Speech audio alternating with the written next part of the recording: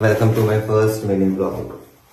Yay, I'm so happy, I'm so excited. Yay.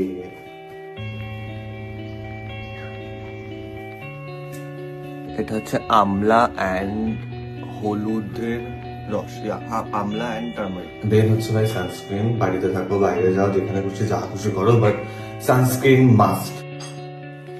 Cheers. Darjeeling tea খেতে হয় এখন, দুধ চা খেলে অ্যাসিডিটি হয়ে যায়, বয়স হয়ে গেছে। কোথায় আজকে খাবো ট্যাংরা।